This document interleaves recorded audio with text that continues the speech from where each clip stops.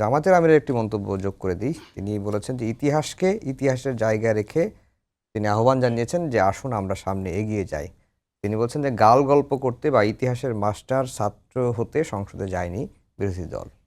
না, এটার ভিতরে কিন্তু ইনডাইরেক্টলি কথা বলছে, অর্থাৎ ৭১ ইতিহাস ওখানে ৭১ ওখানে পড়ে থাক। এখন আপনি ২৫ ৭১ যা আছে সব ফেলে দেন, ভুলে যান, এটাই বলতে চাচ্ছে। কিন্তু ৭১ তো দেশ দিয়েছে, ৭১ সংবিধান দিয়েছে, ৭১ বাদ দিয়ে কোনো ইতিহাস বাংলাদেশের হবে না।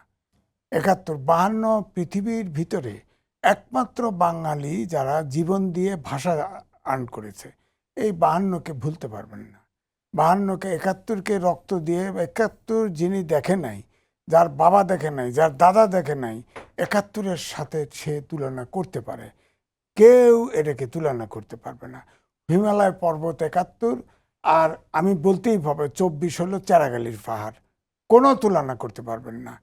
আরে ভাই, যত লোক ধ্বংস হয়েছে, যত লোক শ্লীলতাহানি হয়েছে, যত লোক বীরঙ্গনা হয়েছে, এবং আমার কাছে ডকুমেন্ট আছে, সারেন্ডারিং যে ডকুমেন্ট, অরিজিনাল ডকুমেন্টের কপি আমার মোবাইলে আছে। হ্যাঁ, সেখানে বলা হয়েছে পাকিস্তানি সোলজার যখন ভারতীয় অরোরার কাছে সারেন্ডার করে, তখন বলেছে যে পাকিস্তানি সোলজার এবং তাদের সহযোগীরা সব সারেন্ডার করবে। সহযোগীরা বুঝাইছে আলবদর, আল শামস, রাজাকার, এরা এরা এরা সারেন্ডার করছে, তারা তো ওখানে অংশীদার।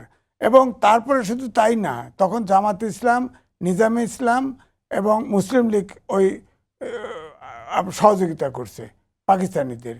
সেই সময়ে জামাত ইসলাম রাজনৈতিক দলের সিদ্ধান্ত নিয়ে পাক হানাদার বাহিনীকে সিদ্ধান্ত নিয়ে সাহায্য করেছে।